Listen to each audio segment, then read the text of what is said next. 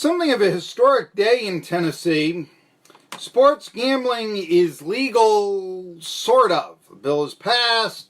Supposedly you should be able to bet online, but as Lee Corso might say, not so fast. I'm Marky Billson, and on the line is from the Bristol Herald Courier, Tim Dodson, who on June 29th, that's Saturday, wrote a story, Online Sports Betting Legal in Tennessee Today. But hold off on the wagers right there, because they're still getting the kinks out before everything can happen. Now, Tim, I know you're a little new to the Bristol Herald Courier. You told me that you had started recently. I had read your bio, and it was everything from, say, the Winston-Salem Journal to the Culpeper Exponent, I think it is, to there's a newspaper in Waco. Did you live in Waco, or did you sort of just freelance a story for them? I think you might have been reading the wrong bio. Okay, I was muckrake. I'm sorry, I might have been. Please tell me your background. Oh, no, I just graduated from the University of Virginia up in Charlottesville last month, and joined the Herald Courier staff. But I've worked at the Richmond Times-Dispatch before, There you and go. I worked at Charlottesville Tomorrow, and I was the editor of the paper at UVA. So I've covered a range of issues here in Virginia, but I'm excited to be in the southwest part of the state. Well, And I'm also covering Tennessee, too. So I'm here on the border.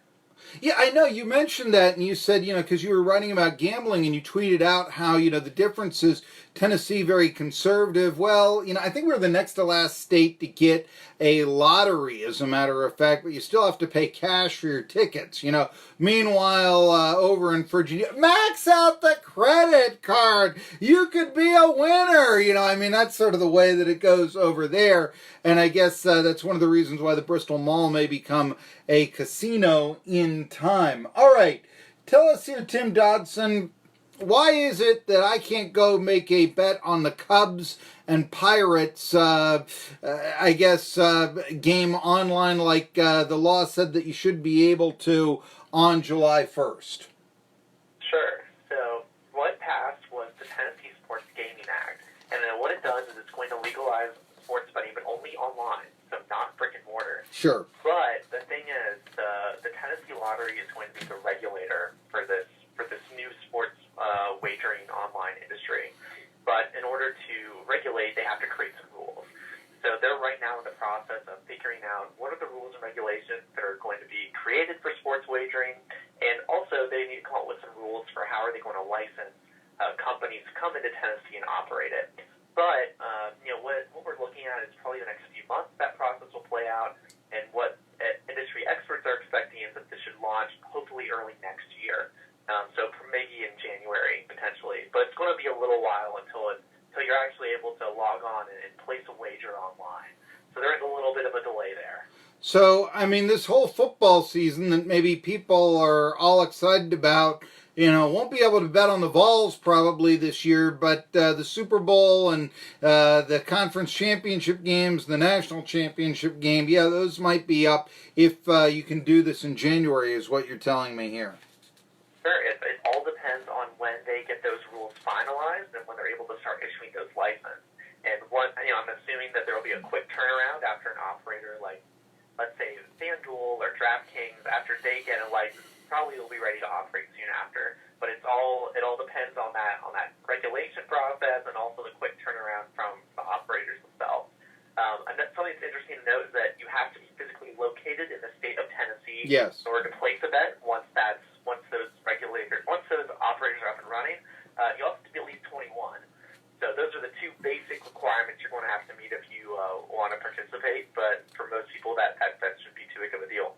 Now, I want to ask you here, Tim Dodson, I know in trying to do research for this, I've been online and seen what the online sports books have, and some of the more reputable ones, yeah, you couldn't place a bet, as a matter of fact. I think it was FanDuel that I had looked at, and you had to actually physically be in New Jersey to do it and such.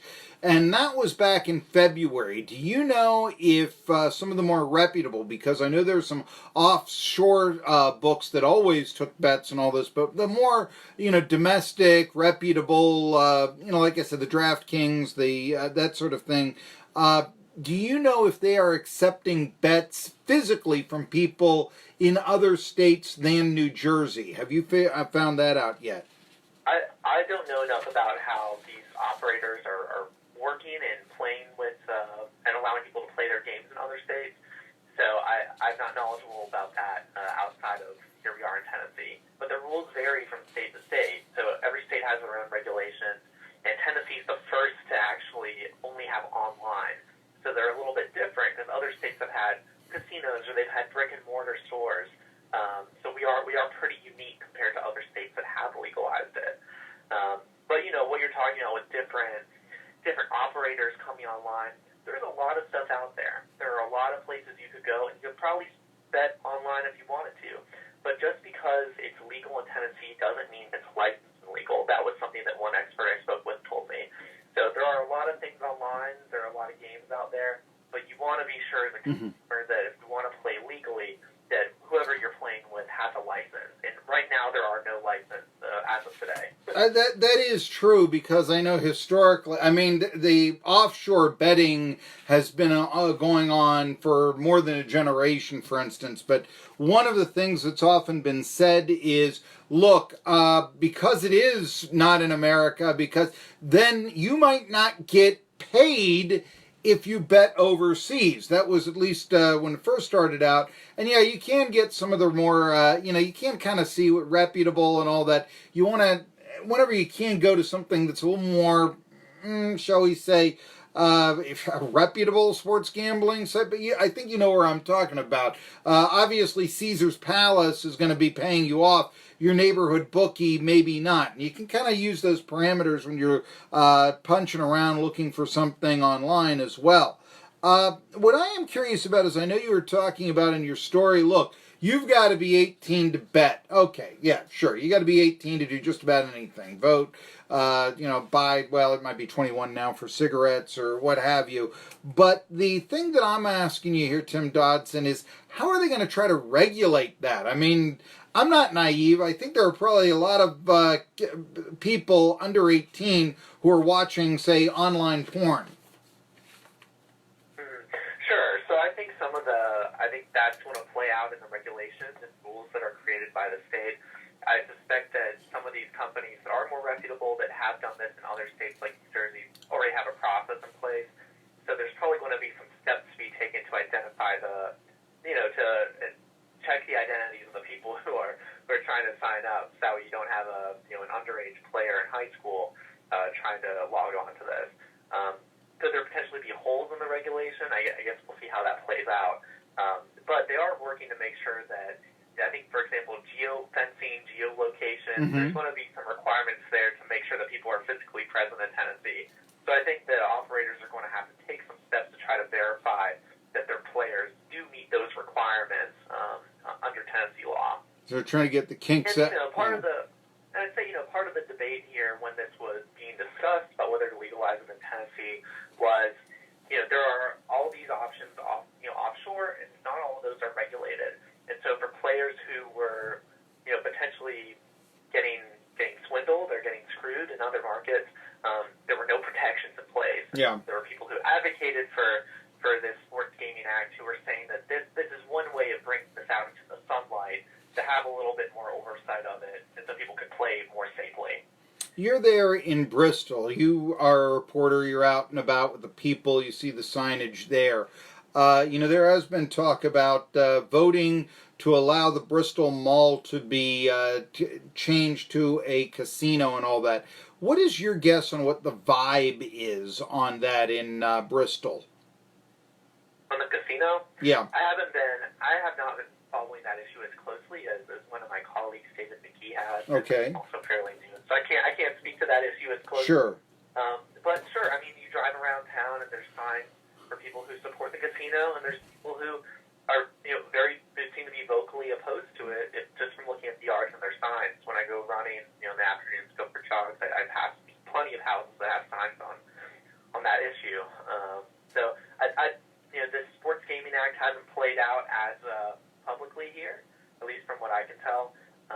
But sure, I think there's a lot going on with the gaming industries generally, and that's affecting both Virginia and Tennessee.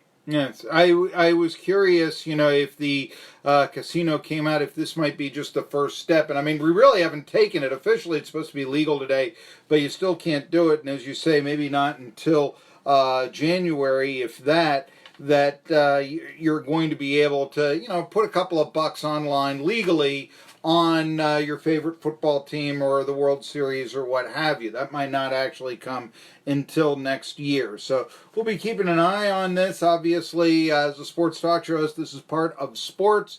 As for me, yes. I mean, I do know that there have been a lot of unreputable offshore, as you mentioned, gaming sites. So this does give some legitimacy, and you won't be out your winnings, or at least it's far less likely for that to happen in the future, since the bill has passed and become law, and you can bet online in Tennessee. It was supposed to be today, but sometime in the future. You can always read Tim Dodson on the Bristol Herald Courier. Welcome to town. When I was a writer for the Wheeling Intelligencer, they gave me that, and that made me feel pretty good. Thank you for revealing this. Yeah, we're supposed to be able to go put some action on, let's say, the baseball games and the majors today, or the All-Star game here in Tennessee, but you still got to go to Vegas. Or how about this? Atlantic City. Did you know that New Jersey is now past Nevada as the state that has taken more action on sports in the country? It's true. And New Jersey has surpassed Nevada, taking more sports books, more sports gambling in the Garden State than in Nevada. We'll be back after this, and I'll talk a little bit more about Bristol. New ballpark, they need one. Where could it go? Home of the Happy